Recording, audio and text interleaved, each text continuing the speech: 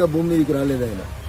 ఓ పక్కన హరీష్ రావు అనేట ఆయనను, ఇంకో పక్కన జై తెలంగాణ అని పార్టీ ఫిరాయించి కాంగ్రెస్ పార్టీలకు పోయి టీఆర్ఎస్ పార్టీని ఖతం చేసేందుకు పనిచేసిన 9 మంది ఎమ్మెల్యేల మీద జడ్జిమెంట్ రాయండి స్పీకర్ గారని ధర్నాలు చేసి గొడవ చేసి కోర్టుకు పోయి కేసులు వేస్తే కూడా 4 సంవత్సరాల 11 నెలలు దున్నపోతు మీద వానబడ్డట్టు నిద్రపోయినటువంటి సురేష్ రెడ్డి అనే స్పీకర్ ని ఎడమ చేయి పక్కన ఫిరాయింపులకు ఆద్యుడైనటువంటి సిద్దిపేట ఎమ్మెల్యే హరీష్ రావుని కుడి పక్కన కూర్చోబెట్టుకుని భారత రాజ్యాంగ విలువల గురించి సిరిసిల్ల ఎమ్మెల్యే యువరాజ్ అనేటోడు మాట్లాడితే దయ్యాలు వేదాలు వల్లించినట్లున్నాయి. ఒక్కొక్క ఎమ్మెల్యేకి ఎట్లా కండువా కప్పుతారని అడుగుతున్నాడు. కేటీఆర్ అన్నం తింటున్నావా అని అడుగుతున్నా. ఎందుకు అడుగుతున్నా అంటే సైకిల్ గుర్తు మీద గెలిచిన తలసాని శ్రీనివాస్ యాదవ్ అనేట ఆయన తీసుకొని కారు గుర్తు కేబినెట్ లో మంత్రి పదవి ఇచ్చినటువంటి సిగ్గులేనోడు ఎవరైనా ఉన్నాడంటే అది నీ అయ్యా తప్ప ఇంకొకటి కాదు. కేటీఆర్ భారత రాజ్యాంగాన్ని టీఆర్ఎస్ పార్టీ కూనీ చేసినంత ఈ దేశంలో ఎవరు కూనీ చేయలేదు. నువ్వు మీ నాయన మీ బావ కలిసి ఒక్కొక్క ఎమ్మెల్యేను ప్రలోభ పెట్టి పైసలు ఇచ్చి నోట్లు ఇచ్చి ఎమ్మెల్యేలను కొనుక్కొని మీ నాయన చేయలే. ఒక్కొక్కరిని కొనుక్కోవడం, ఫామ్ హౌస్ కి తెచ్చి ఒక్కొక్కరిని కొనుక్కోలే, ఒక్కొక్కరికి పైసలు ఇవ్వలే. ఇవాళ అడిగినావు కదా, సిద్దరామయ్య చెప్తున్నాడు కర్ణాటకలో బీజేపీ ఒక్కొక్కరికి 25 కోట్లు ఇచ్చి కొంటుంది. ఇక్కడ రేవంత్ రెడ్డి ఎంత పెట్టి కొంటుండు అని అడుగుతున్నావు. నేను అడుగుతున్నా కేటీఆర్, నువ్వు నీ అయ్యా నీ బావ కలిసి ఎన్ని పైసలు ఇచ్చి కొన్నారు తెలంగాణలో ఎమ్మెల్యేలని?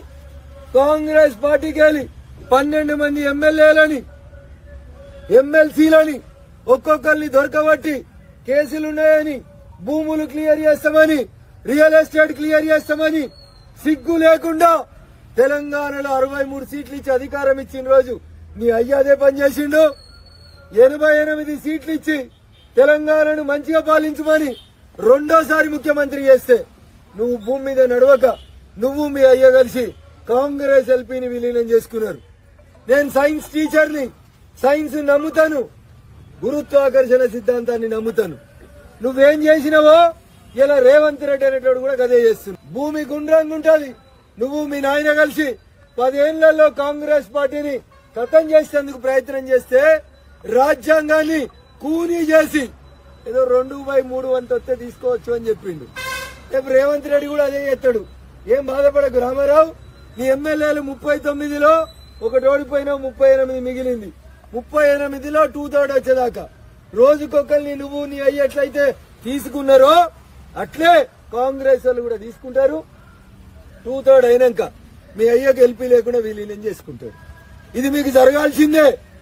నువ్వు నీ పక్కన కూర్చున్న హరీష్ అనేటోడు, ఎడమ చేయి పక్కన ఉన్న స్పీకర్ సురేష్ రెడ్డి అనేటోడు 1200 మంది తెలంగాణ అమరులైతుంటే జై తెలంగాణ అని మేము చస్తుంటే వాడు స్పీకర్ కుర్చీలో కూర్చొని ఒక్క కాంగ్రెస్ ఎమ్మెల్యేని కూడా డిస్క్వాలిఫై అయ్యానని పక్కన కూర్చోబెట్టుకొని ఢిల్లీలో కూర్చొని ఇలా రాజ్యాంగం చదువుకోవాలి, రాహుల్ గాంధీ చదువుకోవాలి. రాహుల్ గాంధీ చదువుకోలే, నువ్వేం చదువుకున్నావు? నీ అయ్యాడ చదివిండు. 80,000 పుస్తకాలు చదివినా నీ నీతి ఏందిరాబాయ్ అని అడుగుతా ఉన్నా. నువ్వు చేసిన తప్పుని ఇలా కాంగ్రెస్ చేస్తే ఎందుకో కింద కాలుతున్నట్టుంది కేటీఆర్. నేను కాంగ్రెస్ ని సమర్థిస్తలేను. కాంగ్రెస్ మీకంటే దిగజారిన పార్టీ, మీకంటే చిల్లర రాజకీయం చేస్తుంది. ఈ దేశంలో పార్టీ ఫిరాయింపులకి ఆద్యుడెవడనుంటే అది కాంగ్రెస్ పార్టీ. కాంగ్రెస్ లో పెరిగిన మీ నాయన, యువజన కాంగ్రెస్ లో తిరిగిన మీ నాయన ఎన్నో కాంగ్రెస్ బుద్ధులు అంటగాగి మీ నాయన చేసిన పాపానికి ఇలా తెలంగాణ సమాజం సిగ్గుపడుతుంది. మాజీ ముఖ్యమంత్రి అని రాసుకుంటే సిగ్గు అవుతుందట వాళ్ళకి. తెలంగాణ తొలి ముఖ్యమంత్రి ఏం చేసిండు? తెలంగాణ తొలి ముఖ్యమంత్రి సైకిల్ గుర్తు మీద గెలిచినోని తెచ్చి కారు గుర్తు కేబినెట్ లో పెట్టిరు. నువ్వు నీ అయ్యే ఎంత సిగ్గులేని వాళ్ళంటే కేటీఆర్. తలసాని శ్రీనివాస్ యాదవ్ రాజీనామా స్పీకర్ కు పంపించిండని చెప్పి గవర్నర్ ని తప్పుదోవ పట్టించి తలసాని శ్రీనివాస్ యాదవ్ తోటి పూర్తి సమయం మంత్రి పదవి నడిపించిన వాళ్ళు మీరు. ఎవరికైనా బాధ అనిపిస్తుందేమో, రఘునందన్ ఏంది సిగ్గులేదని మాట్లాడుతుందని. అరే నీ అయ్య 100 సార్లు తిట్టిండు, నీ అయ్య 100 సార్లు తిట్టిండు.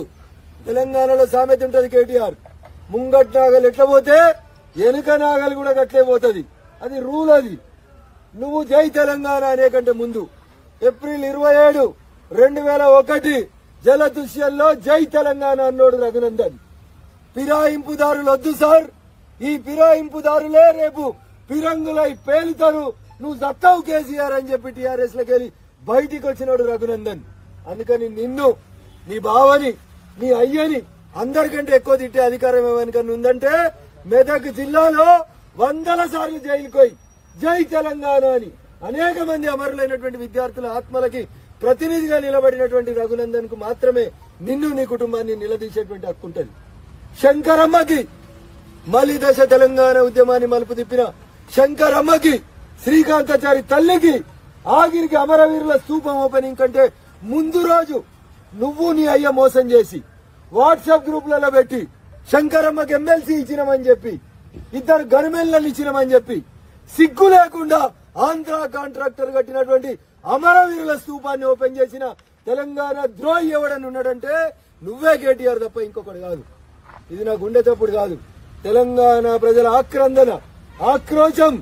అందుకని ముందు నువ్వు, నీ బావ, నీ పక్కన కూర్చున్నటువంటి ఆనాటి స్పీకర్ సురేష్ రెడ్డి, మీరు ముగ్గురు కలిసి ఇండియా గేట్ దగ్గర నుంచి మొదలుకొని బాబాసాహెబ్ అంబేద్కర్ విగ్రహం ఏడుంటే అందాక, ఎందుకంటే భారత రాజ్యాంగం గురించి మాట్లాడే నైతిక హక్కు మీకు లేదు కాబట్టి, లేదంటే పార్లమెంట్ గేట్ దాకా మీ ముగ్గురు ముక్కునాలేకి రాసి తెలంగాణ ప్రజలకి 2 చేతుల చెంపలేసుకొని తప్పైందని చెప్పినాక కాంగ్రెస్ గురించి మాట్లాడాలి.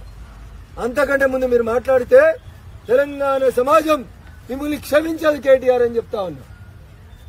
ఎన్ని దుర్మార్గాలు, ఎన్ని మోసాలు. వేరే పార్టీ వాడు ఎమ్మెల్యే గెలిస్తే ₹1 ఇయ్యని సిగ్గులేని దరిద్ర ప్రభుత్వం నీది, నీ అయ్యది. ఈ రాష్ట్రంలో విఠల్ రెడ్డి గారు, విద్యాసాగర్ రావు గారు, పి జనార్దన్ రెడ్డి గారు ప్రతిపక్ష ఎమ్మెల్యేలు ఉంటే కూడా పైసలు తీసుకుపోయి పనిచేసారు. కానీ నువ్వు, నీ అయ్య ఈ రాష్ట్రానికి పట్టినటువంటి తొలి శని. మీరు ప్రతిపక్ష ఎమ్మెల్యేలకి, నాలాంటి నోరున్న ఎమ్మెల్యేలకి డబ్బులు ఇవ్వకుండా, నియోజకవర్గం అభివృద్ధి కాకుండా పోలీసులని పైసలు వంచేటువంటి మిషన్లుగా వాడుకొని ప్రజాస్వామ్యాన్ని కూని చేసిన దరిద్రులు, దౌర్భాగ్యులు ఎవరైనా ఉన్నారు ఈ తెలంగాణ గడ్డ మీద అంటే అది కేసీఆర్ కుటుంబం. అందుకనే గజ్వేల్ నుంచే మాట్లాడుతుండ్రు రఘునందన్.